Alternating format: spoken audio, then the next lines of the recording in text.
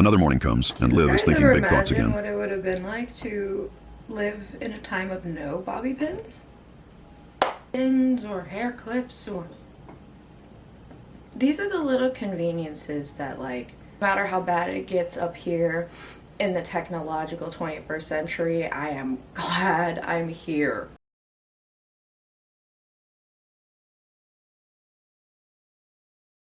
Good morning.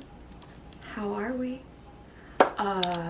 It's Monday the 24th. I did my morning pages and I knew I had therapy today, so I was trying, at least for a part of it, I was trying to stream of consciousness about what I'm supposed to be thinking about for today. And like, I think I'm gonna have a painting that I'm gonna use to process all of this. I'm thinking like that, but I don't paint. Like, I'm really not a painter. Of all of the like visual art forms, that's never been the one.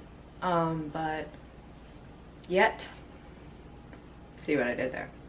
I think I need like the muddiness of like paint colors. Maybe I'll try, we have acrylics, we also have gouache and some other things. So, you know, this is an opportunity for me to play with some of that. I'm currently building like my small business, and I'm editing the video for last week's video, week 1, and man, there's a lot to do. I'm feeling so excited about content creation. I don't want to focus on anything else, but I'm like, girl, you gotta make money somehow. So come on, let's go. I need to decide what coffee shop I'm going to go to, because I think I can't focus here too well. It's not going great. There's just too much to get distracted by out here.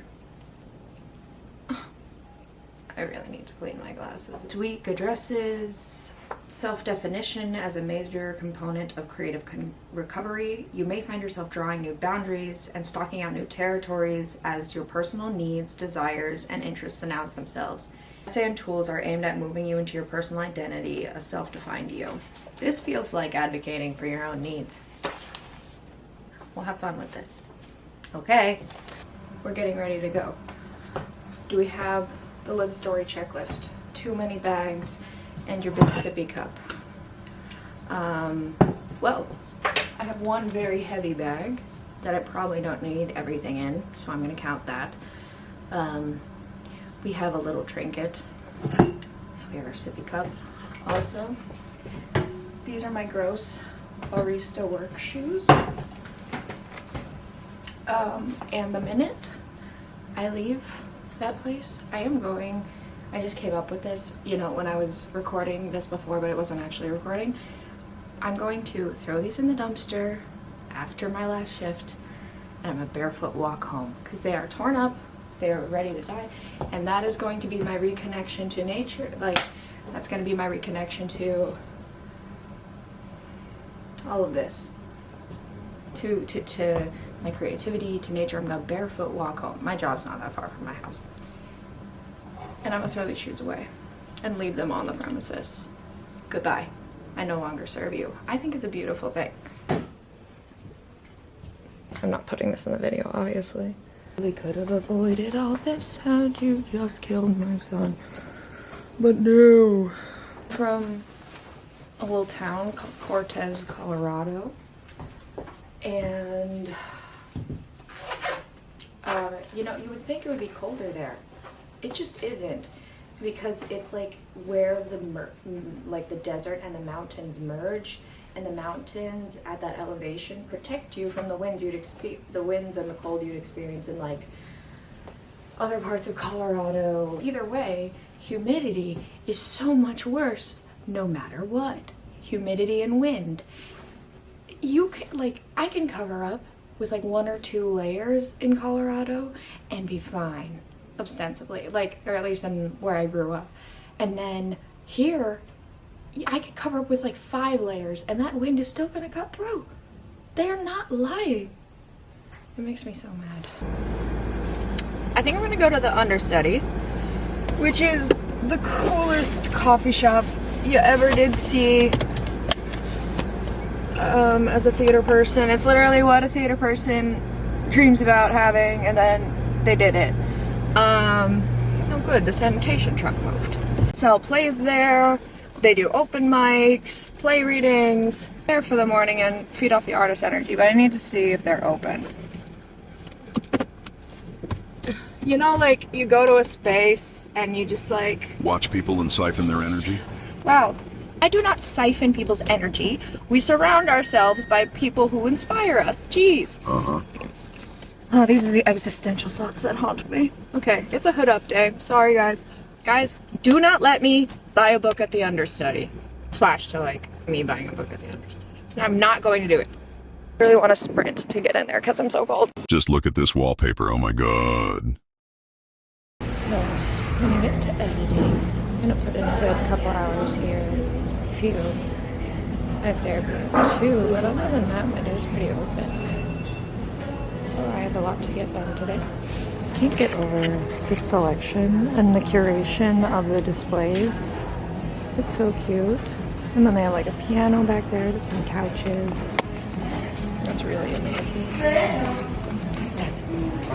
I got a London plug.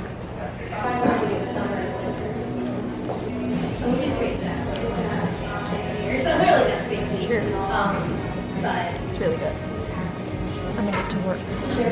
See y'all later. It's Tuesday and I haven't done my morning pages. Or no, did I do them yesterday?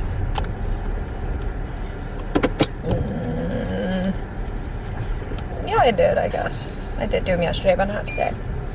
We got approved for our apartment. Yes, we haven't had a dishwasher for a couple years, and this one has a dishwasher, and it has a lot of sunlight, unlike this one. And also, we're renting out the attic space, which is huge, and I have big dreams for that. So my goal for our next space is to have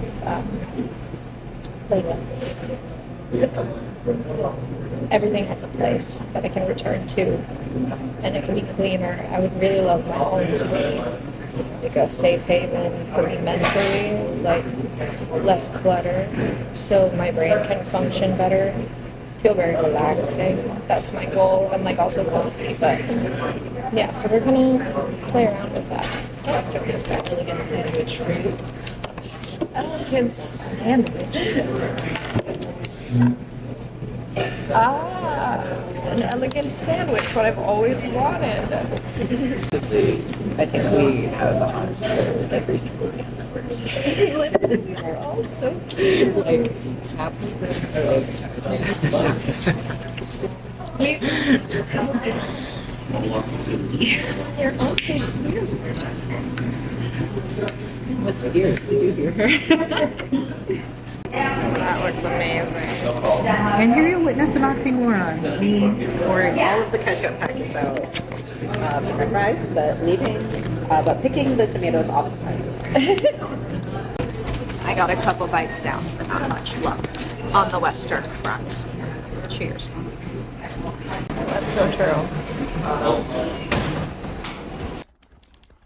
So as you can see, my room's a little bit of a mess. We have a lot of clothes, and our new place does not have a lot of places to put clothes. But I thought this might be a nice opportunity for me to show you some of my wardrobe. Some of my babies. And I can declutter while I go about it. I also have a friend. She'll be here soon. Shout out to Olive. She's visiting from Oklahoma. I'll start with the closet, and if I have not worn it, okay, summer things withholding. If I haven't worn it in a long time and like if I don't love it, we're Marie Kondoing. We're throwing it away. Or donating it. This is my corduroy dress. I accidentally put her in the wash.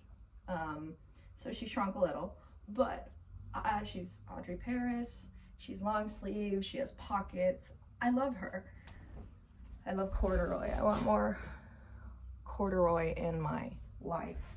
A couple trousers. I have these ones. Let me go into our new place. I think I'm gonna get the clothing racks that display everything for you. Since I'm so proud of my wardrobe and we don't have much closet space. I mean, we might. I love this skirt. I have a couple like this. I got a series of these shirts from Old Navy, and I like them. The neckline, it sits a little bit weird. I need to see what I can do to, oh, this one's dirty. But the mid sleeve and the shape is really cute. This is one of the projects I am like making a pattern to match it so I can create so many shirts that look like this. This is like a soft, I don't even know what it's made of yet. It's by Ann Taylor, but it's like suede almost. I don't know what, I'm gonna look up exactly what it is, but it also has these what do you call these? Oh, Sydney, help me out, my friend Sydney. They go into the boob. They make it shaped nice. I love words. It is just polyester, but it feels like this soft suede almost. It's really nice. I have this dress and I do love it, but I did stain it with pen at work. You can see it there, and there's like no getting that ink out. It's like pattern and black and white. I like the optical illusion. I think it lends itself to this little bit of like eye-catching drawing energy I'm looking for. This is a classic one that I've always had. It's long sleeve, and then I have this. It might be too big for me at this point. I do think I'm gonna donate her. Goodbye, thank you for your service. Look at the baby. Ah, she's perfect. I have been really good about only getting pieces I really love and paring down when I don't love them. Got like a black, just like a basic short sleeve dress, pretty short. There's some stores picking up on these big puffed bustle sleeves, and I need that for my like broad shoulders and big energy. I love it. I have this one, and I have this red one, which I love. It has like a V-neck here, and this red makes me feel so good. I love dresses. I've retired wearing many pants. I got this nice like tennis club looking dress, not actual like tennis skirt, but you know the word I'm looking for. My grandpa's old flannel. I do love that. This is more of a fall piece, so I debate putting it away. I think I should put it away for winter, but it's really cute. Like, it's really cute. I just don't know. I don't wear this color a lot unless it's winter, so I think I'm gonna, or like fall and winter. I think I'm gonna put it away. This was one of my old audition shirts. I'm not sure if she quite will fit the same. I'm taking the chance though. Do I love you? Do I love you? I feel like I love you. On top of that skirt, undeniable. I'm sorry, I can't get rid of you. I wore this on New Year's Day at my coffee shop. It's sparkly. I don't think it look great in the color, but yeah, I don't think I look great in the color. I just love the shimmer. I don't wear it very often, and I probably would only wear it for New Year's. So.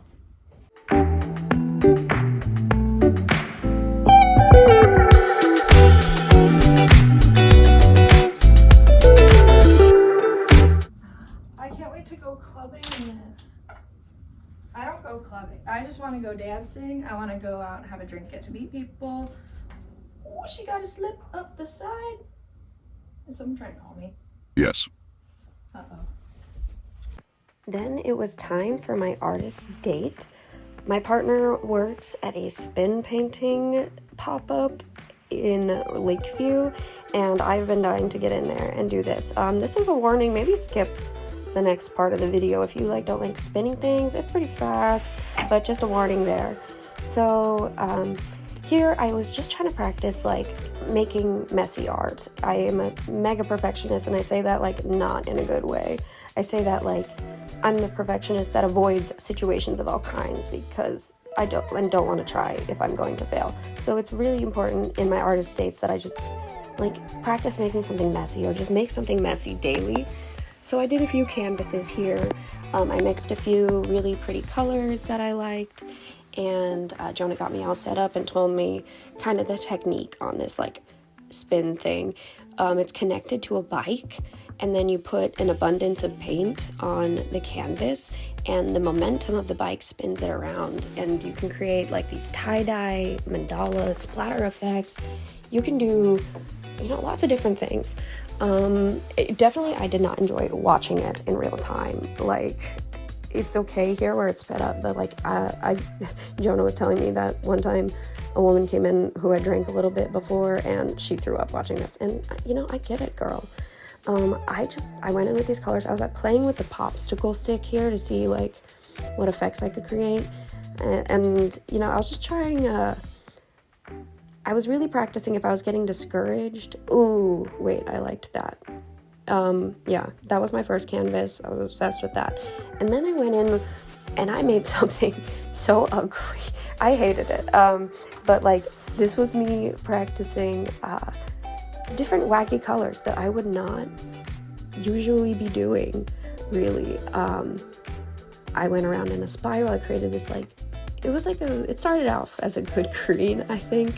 But then I was really going for the make a mess here. I was trying to inspire my imagination, and so I went in with this, then a yellow on top of that. I don't know exactly what I was doing. Like, a lot of people really dig this, and you know, making more room to like honor and respect that. Then I really played with the popsicle stick here, and you know, the last touch I did was throw this like black splatter on there, and it kind of reminded me of clock. This is how I feel about time, is what I've decided. This painting describes how I feel about time, and you know, Cancer in the 12th house, that makes sense for me. This one was fun. I really kind of went with the clock concept a bit stronger here. You can see how, we could get dizzy very quickly here. Went in with blue and purple and black, more cool tones in this one. This was really igniting my visual artist brain. I think I want to do more painting this week.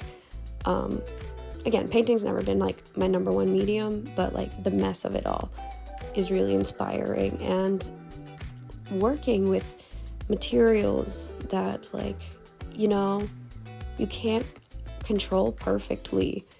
I'm not someone who understands painting techniques, like the steps, or, you know, to make it full of depth, any of that. But, you know, finger painting, spin painting, throwing things at the wall. Oh, yes. Oh, you know, I kind of disliked what I did there. But this becomes one of my favorite pieces of the bunch very quickly with the colors I added, because it's really coming together here. I'm adding more like dots of paint, so it splatters in this way, kind of like creating like curves and lines splattering outwards.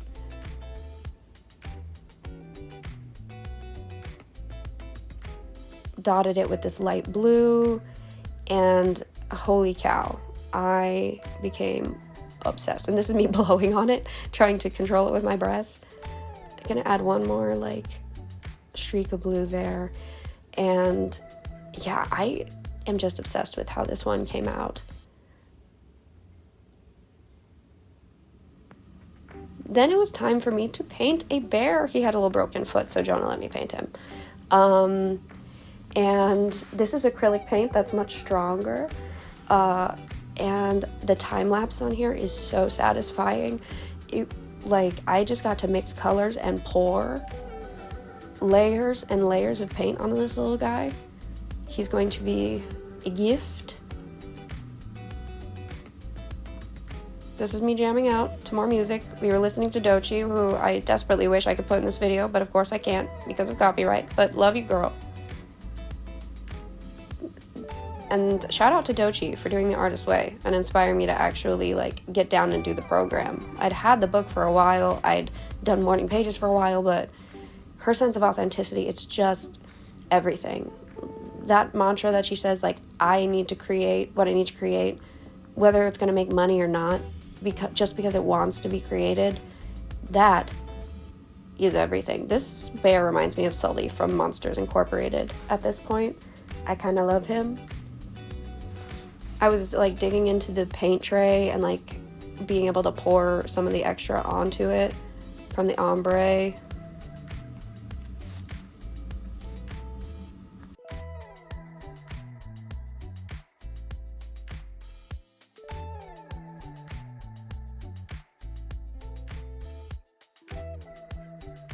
And then I went and had one more big canvas, so I took some of this acrylic paint that was extra from the bear, and I'm going in, covering the whole canvas with my fingers first, getting my base coat. It's a much bigger canvas, lots more paint, lots more space to fill. And at first I tried to like create a shape. I was thinking like a flower. It quickly became something else, something more abstract. I've never been much of an abstract artist. I used to make fun of modern art all of the time. And some of it still deserves it, guys. Let's not get too ahead of ourselves. But there is something to be said about creating something spontaneously. Oh, did you enjoy me cleaning my lens just then? That was awesome. And I was sprinkling. I was doing just some splatters on this last guy. Me blowing on the canvas is so funny. Oh my goodness. I was checking out the last things, doing a little stars effect, because, you know, I can't do anything without some stars. Spin, spin, spin, spin, spin, spin, spin, spin, spin. Ta-da! Jonah pushed me around on the cliff. Oh, that felt scary. We're gonna go down to ramp. Baby on board. Yeah, you can just let me go of me as we go down this way. If you wanted to. I don't know if it would end well.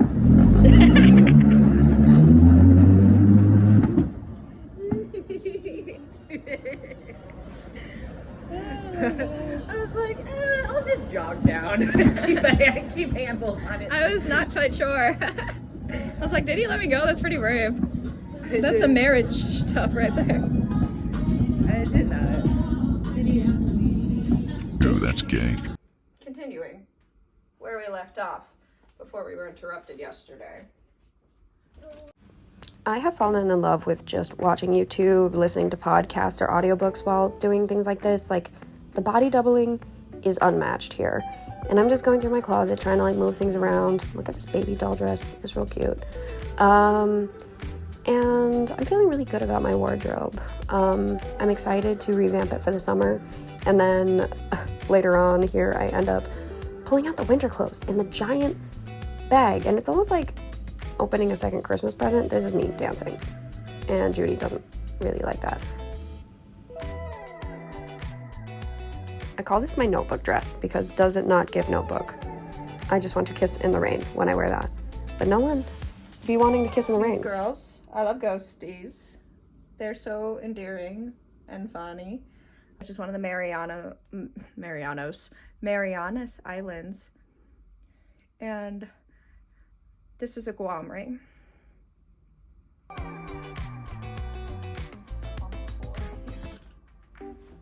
I personally try to like develop my sense of fashion, you know, based off of my silhouette, what makes me feel good, but like also astrology. I'm someone who really subscribes to the tool, not much of the fortune telling of it, but the expression.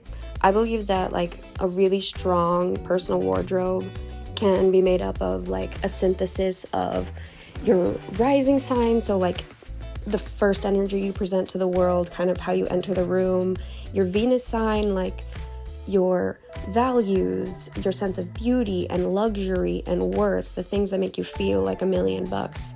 By the way, I'm also doing this because I've already edited most of the video and I forgot to edit this part out and it'll mess up my audio.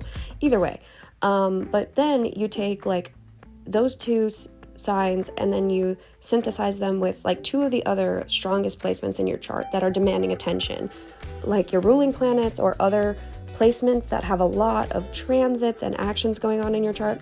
And if you take on, you know, the behaviors, the vibes, the characters of those signs and those houses, it leads to a really like authentic expression. I think there's a lot of creativity here. You know, the concept that when you give yourself like lines to play and you create more, like we can do more with a couple limits and a couple of boundaries than we can with a blank canvas. We need like where there are limits, there are new doors to be opened. I forget how the precise quote is, but I'm sure someone resonates with what I'm saying. Wow, you're a nerd. My sister FaceTimed me here and showed me. What is that, a knife belt? Okay, put that back in the belt. You're such a nerd. That's crazy. It's Jurassic Park.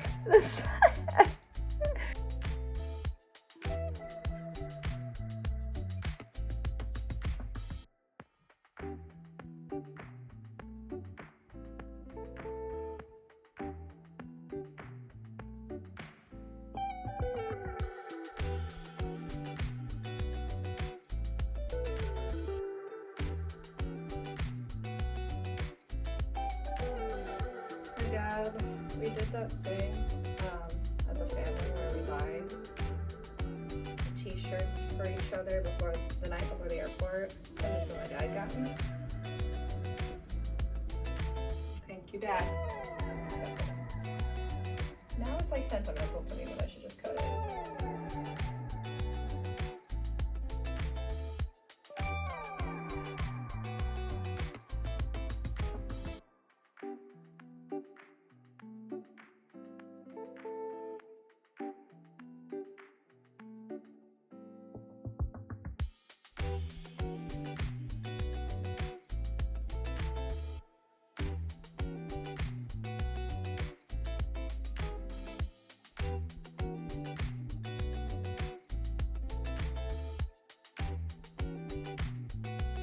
Some of my dreams I have for this channel is like helping people reconnect to their creativity and expression and tell their story in a way that excites them to get up every day in the morning. That is, I find, the hardest thing to do in this climate, and that rarely do the powers that be or anyone want us to, you know, live for fun and express ourselves. And you know, I want to inspire your inner child. I want to connect like fairy tales and folk tales and stories and help people see the symbols in their own lives and where they resonate in the human experience. I think that there's something really special here.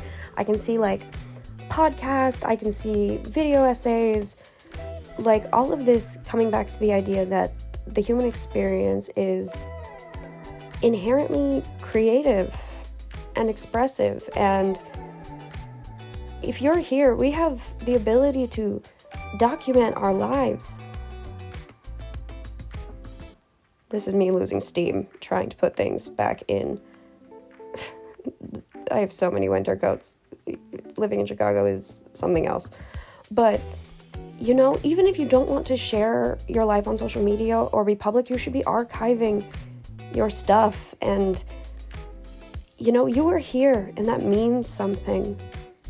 Thank you for offering a little bit of your time here to me as well. That, you know, we give our time to people who inspire us, that we want to share the space and the energy with people we don't even know.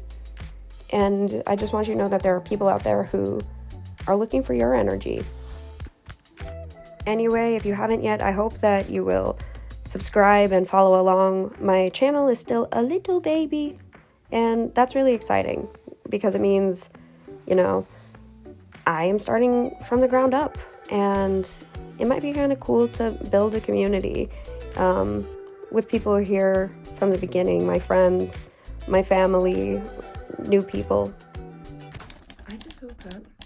It's Friday, and I woke up at 3:30, just covered in sweat, panting, like scary dreams or something. Just a sheen. I've never been so sweaty in my life. I need to wash my bed sheets so bad. This is all TMI. Welcome to my channel. I guess I'm gonna do my pages now because I'm awake and I needed to shower because I smelled like a Texas Roadhouse bathroom in Alabama. I'm awake now. I won't be going back to sleep. Done with that. This is the point of the day that I want to lay back down, but we're not gonna do it. We're gonna get started on our craft or whatever we need to get done because we have a lot to get done. Time to choose my outfit, do my hair and makeup. So it was Friday, and for the second part of my artist date, the first being the spin painting with Jonah, I decided to go out with my friends to the aquarium, enjoy the nice weather. It was super nice in Chicago that day, and we got to walk around, go to the train, enjoy the public transit. This is the tea shop, the boba tea we usually go to, Tao Tea, shout out, they're the best. I am always getting something with lychee in it. It's my favorite. Maybe the mango one. Either way. So this section of The Artist's Way, Chapter 2, it's all about surrounding yourself with the right people, creating the right environment, because we're dealing with, you know, really sensitive subject matter when we get into talking about the spiritual path, the spiritual creative healing path, rather. This is me basking in the sun, singing. That's usually what I'm doing in my videos if you guys see me mouthing things. Like, here is the gorgeous Chicago skyline at the museum campus. It's just awesome. Oh, love him. He's great. Wow. Yeah, it's really important to surround yourself with the right people, because you know what it's like when you have people who are cheering you on, who make you feel like $1,000,000, like the hottest, most talented, capable version of yourself that you can. And you know what it's like when you have people who are trying to tear you down, or who are, you know, insecure by your own healing and your own development. And that's a natural thing to feel. It really is. But you have to learn how to put yourself first. So what does that really look like?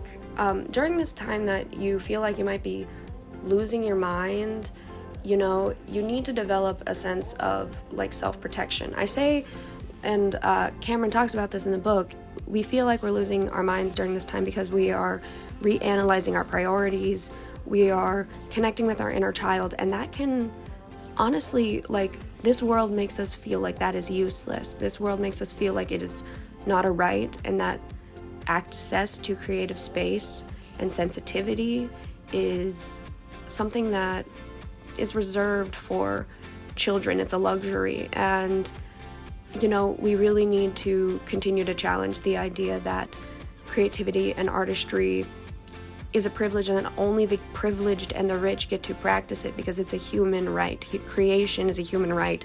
It just sucks that we're in a situation that, you know, work gets in the way, money is the whole thing.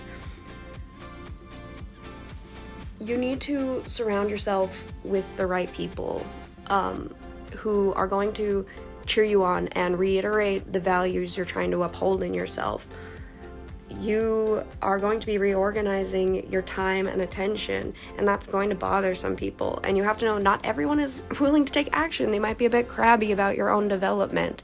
Don't tell everyone your deadlines. Don't tell everyone your goals, because, you know, number one, those things might change. Those things are precious to you, but like, people can discount your reality because they are living in their own. And at the end of the day, we are consistently living in a projection of our own beliefs about how things work and what is possible. And when someone comes along and challenges that it makes us feel really, really uncomfortable. Like, I'm taking back a lot of my time and energy and space right now. And, you know, I have the right people in my life who are encouraging that. But if you are someone who is a giver and who is used to not putting yourself first and not taking the time for yourself and making people comfortable by shrinking, you know, your space and giving them your time and your needs, then it's going to feel bad. You're going to feel like a bad, you know, you're going to feel like you're doing a bad job or that you're a bad person, and none of that is true. You need people who are going to continuously along the way, you know, reiterate that they're supporting you, or at least that they're not getting in your way, you know?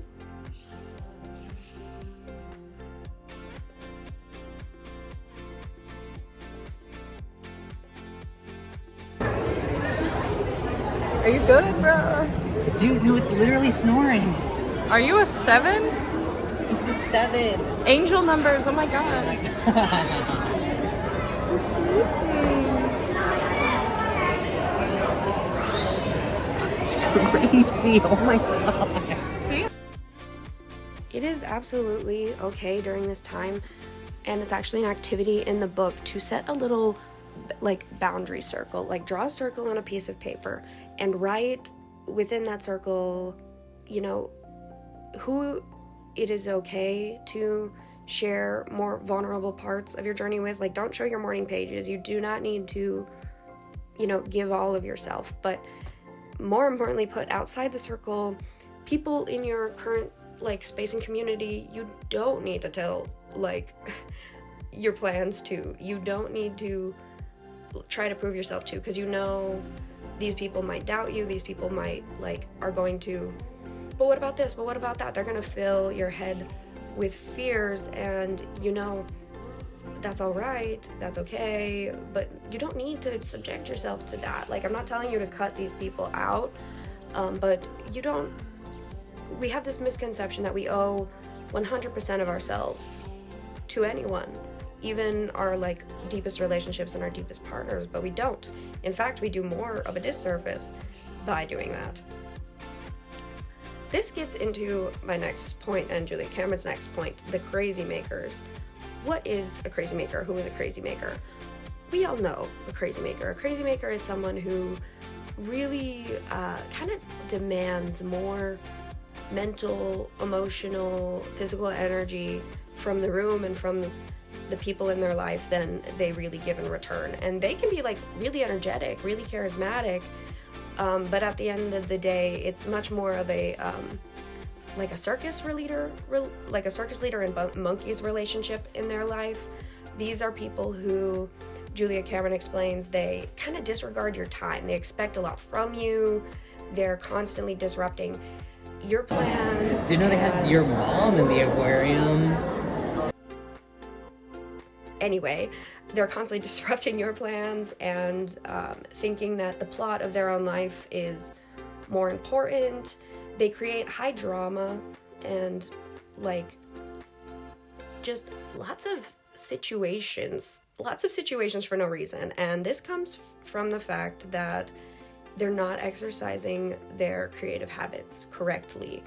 This is a storytelling desire. This is a, you know, performative desire. All of those things are okay, but when we don't have hobbies to express them, if we don't consume the right art, if we don't make the right art, we start playing with those things in our relationships, which can be detrimental because, you know, there are serious things in life that cannot be handled with banter and drama. And, you know, I've done some really deep analysis this week thinking like, Liv, has there been a time that you've been a crazy maker? And while like, I will never say like never, like I will say I don't know if that level of chaos with people or that like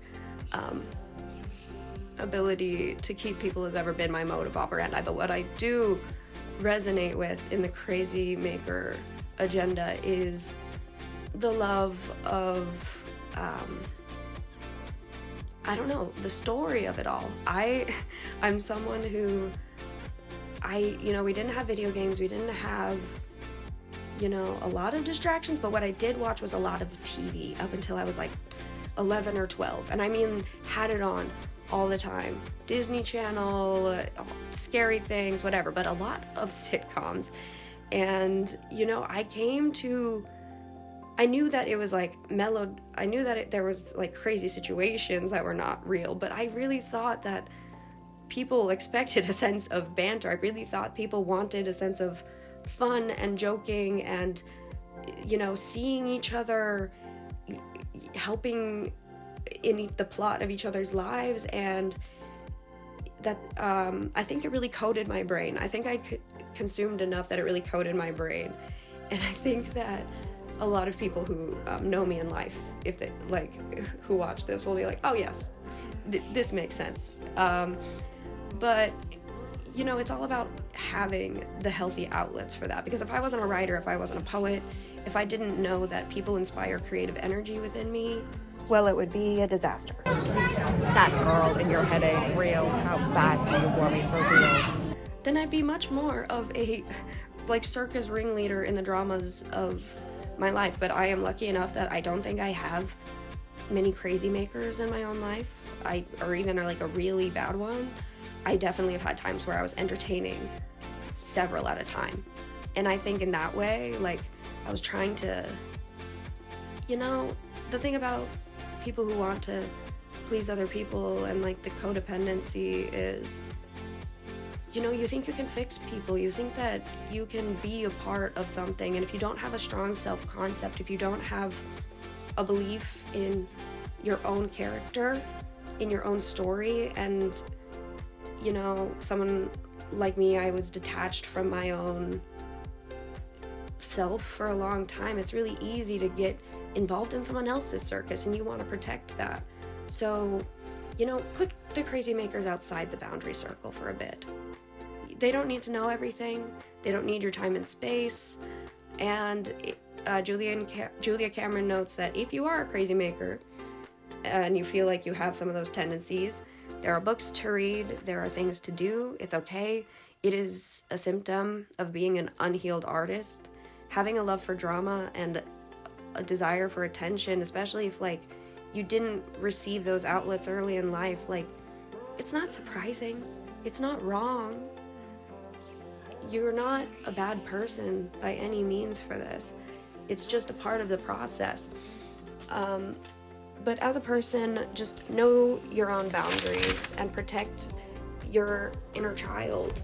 Protect this person that is, the life force of your creative energy and your hope and your inspiration.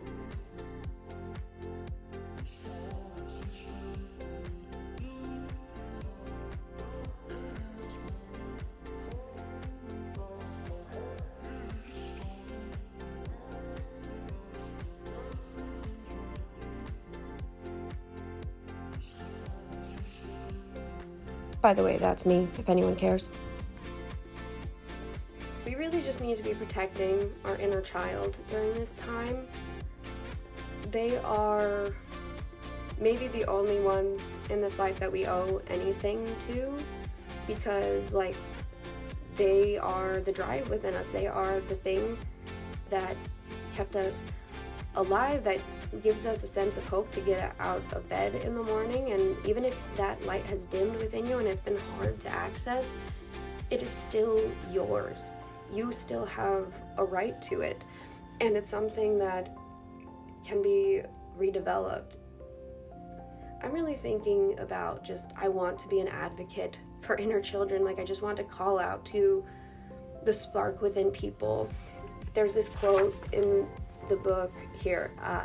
She says, "The quality of life is in proportion always to the capacity for delight. And the capacity for delight is the gift of paying attention." I think that is so true. Our ability to be inspired by things, to let them hit us and transform us in our senses, to observe, that is the bread and butter of all of this. It's the thing that separates us from being robots, from being just vessels going about on this planet. It is the substance of our soul. So you need to create a space that your soul is protected to play and to create.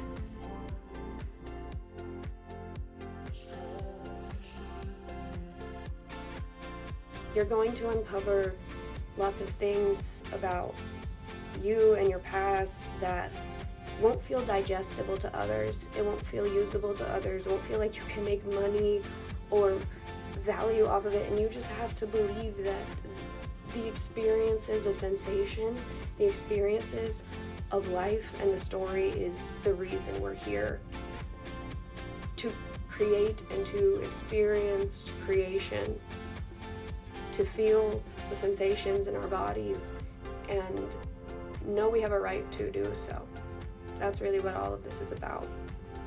So moving forward in the next couple of weeks with the idea of paying attention, being more focused. It's harder to be present, guys. It's harder to be aware and feeling your feelings and processing them, which is the act of creating art. There's some reason why the world is in an epidemic of addiction and distractions, because this is the hard thing to do. Just over 20 minutes. Under.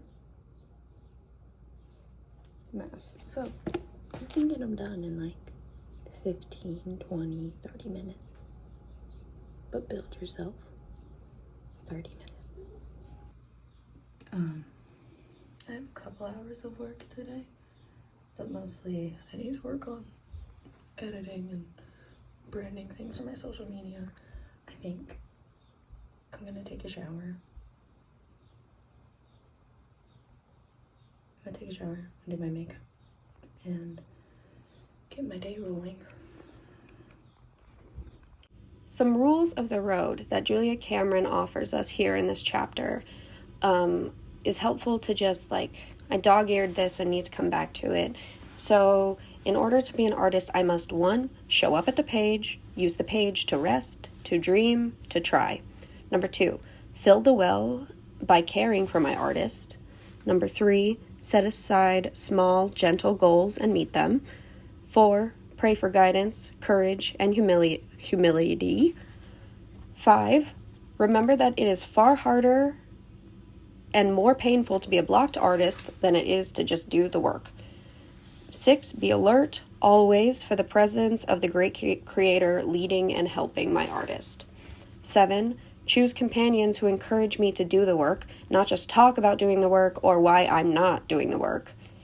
8, remember that the great creator loves creativity. 9, remember that it is my job to do the work and not judge the work. 10, place this sign in my workplace: great creator, I will take care of the quantity, you take care of the quality. So yeah, I'll go to making a little sign. I'll say it again. Great creator, I will take care of the quantity, you take care of the quality. And our job is to just put in the reps. Taking this time to review my week and how I did my morning pages more than I did last week. I'll say 4 out of 5 out of the mornings. So that's more of a win. I'll take it. Some things to do this week. List 20 things you enjoy doing. I said I wanted to do more reading last week, and I don't think I really stuck to that this week. I need to live by a timer. Just set like a 30 to 60 minute timer twice a day, because I want to get back into books. I have so much that I want to get into and inspire me.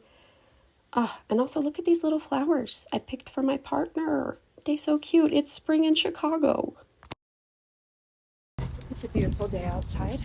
I mean, it's kind of cloudy, but the temperature is fine. You can either wear a jacket or go without, and to me, that's perfect. I got these little flowers for Jonah. We have tiny little jars that make for good little vases for things like this. They're so cute. That purple one is killing me. Look at that. How can purple not be one of my favorite colors? How is it that exists in nature, and lucky enough, humans have the rods and cones in the eyes enough to see it? It's crazy.